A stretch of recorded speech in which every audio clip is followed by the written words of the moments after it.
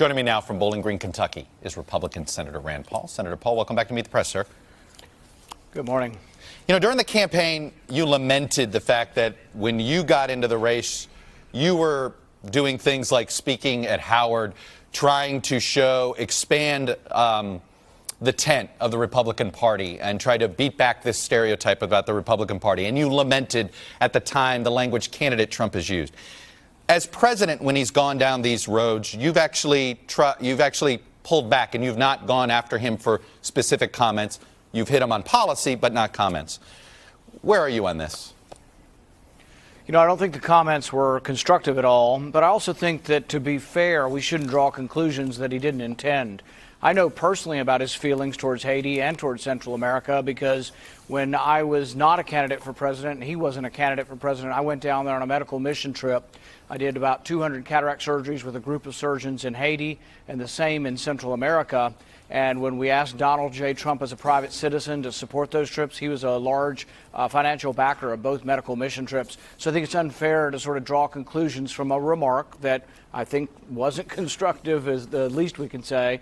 And I think it's unfair then to sort of all of a sudden paint him, oh, well, he's a racist, when I know for a fact that he cares very deeply about the people in Haiti because he helped to finance a trip where we were able to get vision back for 200 people in Haiti.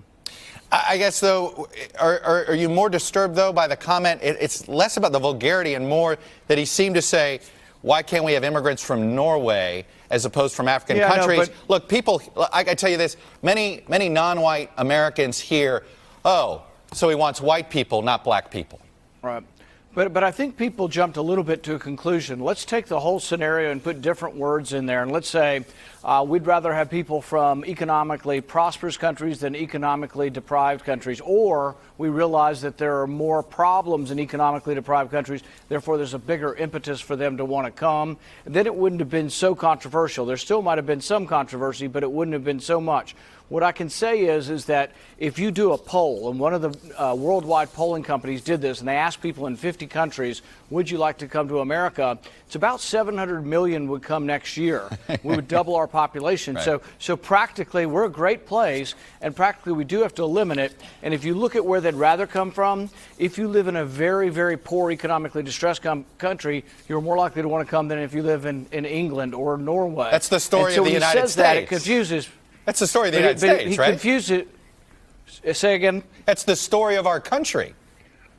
It is the story of our country, but what I'm saying is you can see why there are more people wanting to come from economically distressed areas and they can't all come. So it gets into the valid, legitimate debate over immigration as to how do we choose? Do we have a diversity lottery and take people from everywhere? Do we base it more on merit? So there are a lot of questions that this ultimately intersects with policy. And the only thing I regret from all of this, other than I think some people in the media have gone completely bonkers with, just ad hominem on the president. But what I regret is I do want to see an immigration compromise. Right. And you can't have an immigration compromise if everybody's out there calling the president a racist. They're actually destroying the setting, and he was a little bit of it, but both sides now are destroying the setting in which anything meaningful can happen on immigration. And that's where I want to segue.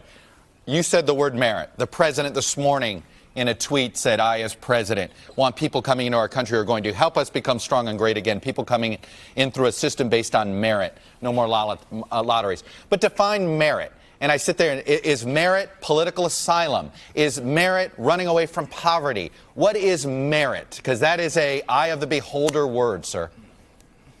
I think so, but I think for a lot of it's intent to work and people who want to work, and there are jobs of all different knowledge and skill levels. So, for example, if you're a software engineer and you've got a PhD and you've gone to one of our universities, those are the kind of people who say, oh my goodness, let's staple a green card to their diploma. Sure, those are easy. But we also need people to pick tomatoes and to work in the agricultural sector, and there's merit to that also. If you come here and you're not going to work, you have no merit. So really what I would do is I would combine not only being selective, but I would have a very significant work and sponsorship. In the old days, maybe 100 years ago, like when my wife's grandmother came here, you had to work. If you didn't work, you were in fear of being sent home. There needs to be a little bit of that tough love, so we select out for people who have strong work ethic. And I would say, by the way, most immigrants who do come here have maybe better work ethic than even some of those who are already here. Well, that's actually usually been the case when it comes to first-generation immigrants. But let me ask you something, though. You seem to say that Democrats have to stop calling the president names. Doesn't the president, though, owe an apology for some of this? Because, you know, look, Mia Love, the daughter of Haitian immigrants, she wants an apology. Right.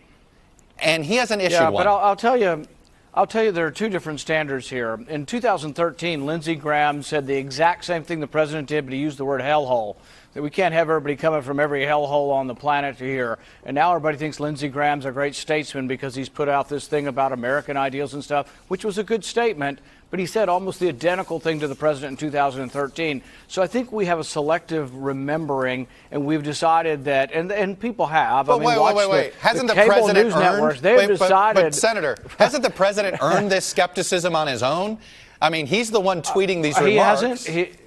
He has often not helped his case. And I think if he were to further explain or try to explain and maybe not use such coarse language, it wouldn't be this way. If we were to have a debate over whether or not we can have an open border with every economically deprived country, that is a valid debate. And people are driven here by poverty, but we can't have an open border with everyone who wants to come. We end up having to have rules on our border, and we have to be somewhat selective on who comes. So I think there was a valid argument in there, but you got sort of Queen saltiness coming out.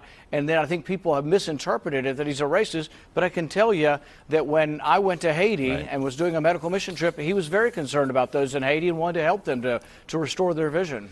I want to ask you where you are on the various compromises that are out there. I'll put up a quick graphic. There's a difference between the compromise bill in the Senate. Lindsey Graham and Dick Durbin were the two people presenting this compromise there. That's on the left. Additional money for border security, citizenship for Dreamers.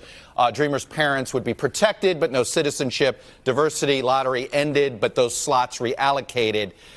Can you support something like that, or do you think that's too open borders for your taste? I can support a compromise. And in fact, I've been offering to the Democrats a compromise for about 6 months that they've turned their head and sniffed at and said, oh, no, we don't have to give up anything. We're just going to get what we want.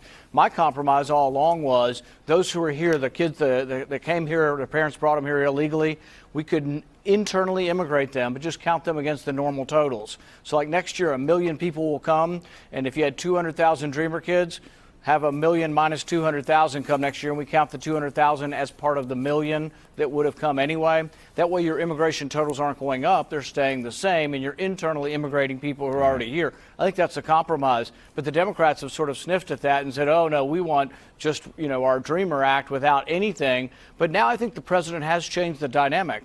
There is going to be the Dreamers are going to get naturalized, but there's going to have to be something for border security. And it has to be real and it has to be significant, because a lot of people, going all the way back to '86, we doubt when people said there's going to be border security, it's going to come later. It never comes. That is an argument we have heard for a long time, Senator Paul. I appreciate that, and it's going to be perfect timing because I'll get somebody from the other side of the aisle to respond to that. So I appreciate you coming on and sharing your views, sir. Hey, NBC News fans, thanks for checking out our YouTube channel. Subscribe by clicking on that button down here, and then click on any of the videos over here to watch the latest interviews, show highlights, and digital exclusives. Thanks for watching.